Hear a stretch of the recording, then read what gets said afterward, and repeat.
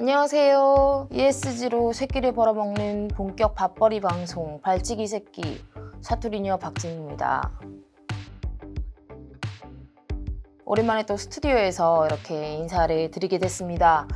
최근에 이제 날씨도 춥다 보니까 다들 어떻게 지내시는지 모르겠습니다. 날씨가 추워졌는데 전기 요금도 오른다 그러고 난방비는 또 많이 올랐고 이미 그래서 전 세계적으로 이런 에너지에 대한 이슈들이 끊임없이 나오고 있는 것 같은데요. 오늘도 에너지 관련 소식을 조금 전해드리려고 합니다. 녹색 분류 체계가 내년부터 도입을 앞두고 있습니다. 우리나라 기준인 K 텍소노미뿐만 아니라 EU의 기준인 EU 텍소노미 역시 내년부터 이제 적용이 되는데요. 우리나라 같은 경우에는 며칠 전에 이제 시범 사업을 발표하면서 시범 기간 동안 생겼던 문제들이나 이런 것들을 좀 취합을 해서 제도를 조금 손보겠다라고 했고요. 텍소노미 다들 아시겠지만 조금 정리를 하자면 그냥 간략하게 보면 일종의 녹색 투자가 이때까지 있었잖아요. 근데 이 녹색 투자에 대한 가이드라인을 제공하는 겁니다. 우리가 그린 투자, 녹색 투자 이렇게 하면 그 범위가 되게 모호하잖아요. 어디부터를 녹색이라고 칭할 수 있는지, 그린이라고 칭할 수 있는지 이런 걸 명확하게 제시함으로써 이제 그린워싱, 녹색인 척하면서 녹색이 아닌 것들, 이런 것들을 좀 방지하자 이런 뜻에서 만들어진 어떤 분류 체계고요. EU에서 먼저 이렇게 시작을 했는데 한국에서도 지난해 말에 초안이 나왔었고 그 뒤로 이제 개정을 좀 거치면서 내년에 이제 도입을 앞두고 있습니다. K 텍소노미와 관련해 가지고는 여전히 많은 논의가 진행되고 있는데요. 그 중에서도 좀 LNG에 대한 얘기를 오늘 해보려고 합니다. 원래 LNG는 이제 포함되냐 안 되냐가 우리나라도 마찬가지고 EU에서도 되게 많은 이제 논란 중 하나였거든요. 논란이라고 하면 대표적으로 이제 원전과 천연가스였죠. LNG 그 두 가지가 포함이 되냐 안 되냐 했는데 결국은 EU도 그렇고 한국도 그렇고 포함이 됐습니다. 친환경 에너지로 전환하는 과정에서 어느 정도 탄소가 좀 배출되긴 하지만 기존의 어떤 석탄이나 이런 것들에 비해서는 좀 환경적이니 이런 전환 과정을 조금 받아들이자 이런 데 무게가 좀 실린 것으로 보이고요. 일단 우리나라 기준에 따르면 LNG가 녹색으로 인정받기 위해서는, 그러니까 전환 투자를 인정받기 위해서는 킬로그램당 탄소 배출 기준을 340g CO2 키발란트를 맞춰야 한다고 합니다. 그러니까 그 이상을 넘어서는 안 된다고 하죠. 이 CO2 키발란트가 킬로와트 시당 이렇게 탄소를 배출하는 양을 이렇게 계산으로 해가지고 이렇게 비율로 해서 나오는 거래요. 그래서 아무튼 그게 340g 이상이면은 안 되고 또 설계 수명 기간 동안 평균 250으로 달성할 수 있는 중장기 계획이 있어야 이게 인정이 됩니다. 그래서 LNG를 우리가 이제 하려고 한다. 그러면 너희 CO2 얼마나 나와? 360이 나오는데요. 360은 너희 녹색 아니야. 이렇게 되는 거죠. 근데 전문가들은 이러한 이제 K 텍소노미 우리나라의 기준이 EU에 비해서는 매우 이제 낮다고, 그 허들이 되게 낮다고 설명을 합니다. 네, 일단 EU는 기존의 석탄이나 액체 화석연료, 고체 화석연료 이런 것들을 대체할 수 있는 LNG여만이 일단 그게 포함이 됩니다. 그러니까 그냥 갑자기 LNG를 짓는다고 하면 안 되고 그 예전에 화석연료로 돌렸다 이런 것들을 대체하기 위해서 LNG를 투입한다 이러면은 된다는 거죠. 그리고 2035년까지 재생에너지 또는 저탄소 가스로 이 완전한 설비 전환 계획이 포함되어야 합니다. 그리고 운영하는 동안에 나오는 탄소 배출 기준도 우리보다 훨씬 낮습니다. 일단 전 생애 주기로 봤을 때는 100g 이하로, 아까 말씀드린 100g CO2 키발란트 말도 어렵네요. 100g CO2 키발란트 밑으로 떨어뜨려야 됩니다. 예를 들어서 수소를 섞어서 혼소를 하는 방향이 있잖아요. 근데 이 수소 역시 전 생애 주기적으로 봐서 그 CO2를 생산하면 안 됩니다.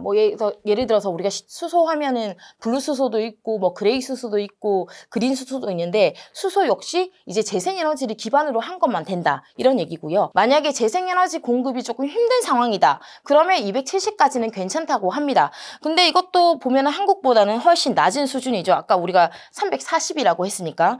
그러니까 EU의 LNG 기준이 훨씬 높다고 할 수 있습니다. 그래서 일부에서는 그러면 EU에서는 사실상 LNG가 그린 투자로 이렇게 받아가지고 이렇게 사업을 하지 못하는 거 아니냐 라는 뭐 말 지적까지 일부에서 나오고 있는 거죠. 그래서 한국에서는 이 워낙 1N지에 대한 기준이 낮다 보니까 이를 좀 높게 개정해야 된다는 목소리들이 나오고 있습니다. 실제로 이런 게 작년 이제 시범 단계에서도 조금 나왔었는데요. 네, 이게 국정감사에서 나왔던 자료인데 KT 넥스노비 수립 이후에 녹색 채권이 발행된 총액 중에 25%가 LNG 발전에 들어갔다는 자료가 있습니다.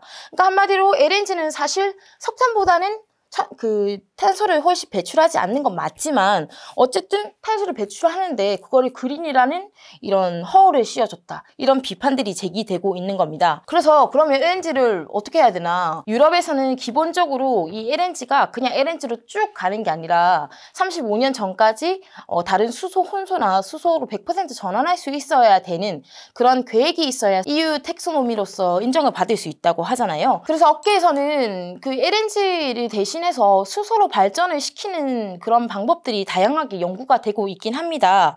일단 뭐 LNG를 전기로 만들기 위해서는 가스터빈이 필요하죠. 우리나라는 사실 가스터빈에서는 굉장히 후발자 중에 하나입니다. 뭐 후발자라고 하지만 사실상 따져보면 대단한 기술이기도 합니다. 왜냐면 발전용 가스터빈 같은 경우에는 지금 뭐 독일, 미국, 일본, 이탈리아 정도만 만들고 5번째로 우리나라가 개발에 성공했고요. 두산 에너빌리티에서 지금 국산화해서 제작을 했는데 사실 지금 상용화된 상태는 아니죠. 지금 상업 운전은 아니고 내년부터 이제 시범 운전에 들어가는 상태고요. 이게 가스터빈이라는 게 워낙 이제 기계공학의 꽃이라고 불릴 만큼 아주 너무 정교하고 너무 높은 기술을 요하기 때문에 사실 국산화를 하는데도 꽤 많은 오랜 시간이 걸렸습니다. 현재 글로벌로 봤을 때 아까 말씀드린 대로 뭐 GE, 지멘스, 미쓰비시, 히타치, 그다음에 이탈리아 안살도 정도가 있는데요.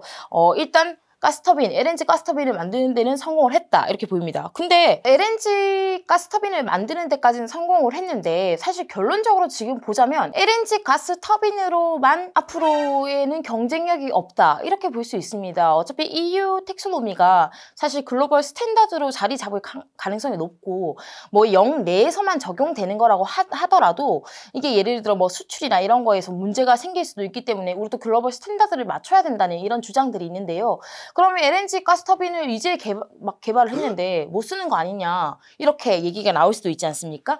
그래서 지금 뭐 우리나라에서도 이 LNG 가스터빈을 수소를 같이 넣어서 혼소시켜가지고 발전할 수 있는 방법들이 많이 연구하고 있습니다. 근데 일단 해외 사례를 제가 좀 찾아보니까요. GE 같은 경우에는 지금 혼소 기술을 개발해서 상업화를 성공했고요. 지난 4월에 나온 소식을 보니까 미국 최초의 수소 혼소 발전소에 이제 들어가는 거를 납품을 했고 5% 수소 혼소까지 상업 운전에 돌입했다고 합니다. GE는 작년에 수소 50%까지 혼소할 수 있는 ACA급 수소 가스 터빈 실증 사업에도 착수를 했다고 밝힌 바 있고요. 독일의 지멘스 같은 경우에는 회사 측에서 이미 밝히기로 50%가 넘는 수소 혼소가 가능하다고 합니다. 몇 개, 그러니까 제품에 따라 조금 다른데 몇 개의 제품의 경우에는 75%에서 100%까지도 혼소가 가능하다. 아니 그러니까 수소로 100% 가동이 가능하다. 이런 얘기도 나오고 있죠. 그래서 얼마 전에 이제 GS 에너지의 이사회 일원 중 한 명이 에너지와 관련된 포럼을 열었는데 거기서 2030년까지 100% 수소가 모든 가스터빈이 100% 수소로 연소될 수 있게 할 수 있다. 준비가 되고 있다. 이렇게 자신 있게 말하기도 했습니다. 네, 그런데 일단 우리나라는 말씀드린 것처럼 아직 가스터빈이 상용화된 것도 없죠. 근데 여기에 수소 연소가 가능한 터빈까지 다시 만들어야 되는 상황입니다. 물론 이 가스 터빈의 기본적인 설계가 비슷하기 때문에 그 그러니까 연소기가 가장 중요한데요. 이 연소기를 개발하는 게 제일 중요하죠. 그리고 최근 뉴스에 따르면 이제 일단 두산 에너빌리티가 다른 뭐 산학협력 이런 걸 통해서 국책 과제들을 많이 수행하고 있는데 일단 30% 혼소를 통해서 이제 발전을 할 수 있는 연소기를 개발해서 내년부터 실증에 들어갈 계획이라고 합니다. 이 원래 사업은 50% 혼소를 목표로 하는 거였는데요. 내년에 실증에 들어가고 그 이후로는 또 50%까지 높여서 혼소가 가능한 거를 또 하겠죠. 또 두산 에너빌리티는 이거하고 별개로 100% 혼소를 하는 것도 개발하고 있습니다. 물론 그 몇 메가 와트냐 이런 좀 급이 조금 다르긴 한데요. 어쨌든 혼소하는 것을 좀 꾸준히 연구하고 있다 이렇게 보고 있고요. 하나 임팩트는 제가 앞서서 예전에도 한 1년 전이었나요? 제가 어떤 발전소를 가서 혼소 개조 사업을 하나 임팩트가 하려고 한다라는 얘기를 좀 전달해 드린 바 있는데 관련 회사들이 인수해서 사업을 되게 적극적으로 뛰어들고 있는 상태고 사실 LNG를 이제 납품하는 회사들이 있고 이걸 만드는 회사들이 있다면 LNG 발전기를 만드는 회사들이 있다면 사실 그걸 가동하는 회사들은 이제 뭐 서부 발전, 뭐 동부 발전, 동남 발전 뭐 이렇게 발전사들이잖아요. 그래서 발전사들도 이런 움직임에 적극적으로 동참하고 있습니다. 그래서 이 발전사들도 각각의 이런 뭐 하나 임팩트라든지 두산 에너빌리티라든지 뭐 다른 회사라든지 이런 회사들과 같이 해서 혼소 기술을 조금 앞당기려고 하고 있습니다. 일단 그래서 우리나라의 목표는 2027년까지 이런 혼소 기술이 가능하도록 만들겠다. 아까 시멘스가 2030년까지 우리가 100% 수소로 하겠다 이렇게 얘기했는데 우리는 그 기술을 2027년까지 확보할 수 있겠다, 하도록 하겠다 이런 좀 청사진을 내놓은 상태고요. 이것과 발맞추어서 두산 에너빌리티 역시 2027년까지는 이런 혼소하는 거에 대한 어떤 기술을 확보하겠다 이렇게 내놓은 상태입니다. 뭐 사실 가스터빈 관련해서는 우리나라가 워낙 후발주자였고 뒤에 일본도 많이 치고 올라왔는데 뭐 강력한 지위와 지멘스가 있죠. 뭐 일본도 뭐 강력하긴 하지만 아무튼 이번 수소 혼소가 되면서 오히려 이 기회를 삼아서 우리나라가 어떤 새로운 차세대 발전 터빈으로서 인정을 받을 수 있는 그런 계기가 될 수 있을 것 같은데요. 그래서 K 텍소노미가 EU 텍소노미보다 일단 기준은 굉장히 낮음에도 불구하고 지금 산업계에서 일어나고 있는 그런 기술 발전은 그 규제를 넘어서서 가고 있는 것 같습니다. 그러니까 전환이라고 해서 우리가 그냥 LNG에서 머무는 게 아니라 수소 혼소 발전을 진짜 빠르게 그리고 열심히 개발을 해서 조금 앞서 나간 다른 나라들보다 좀 승기를 잡을 수 있게 하겠다라는 움직임이 있는데요. 규제에서는 우리가 조금 느슨하지만 그 규제에 그냥 안주하는 게 아니라 그걸 넘어서서 연구를 해서 우리나라뿐만 아니라 어떤 수소 가스 터빈은 한국이 잘하더라 이렇게 우리가 이끌 수 있는 그런 날이 좀 빨리 왔으면 좋겠네요. 텍소노미 얘기를 좀 하다가 제가 LNG 지금 가스 터빈 개발 현황과 또 지금 혼소가 주로 되고 있는 사업들을 좀 소개해 드렸는데요. 다음에 기회가 된다면 이런 현장을 또 가서 제가 직접 보고 더 자세한 얘기를 나눠보도록 하겠습니다. 제가 K 텍소노미 관련해 가지고 공부를 좀 하면서 LNG 부분이 조금 인상 깊어서 오늘 한번 얘기를 나눠봤고요.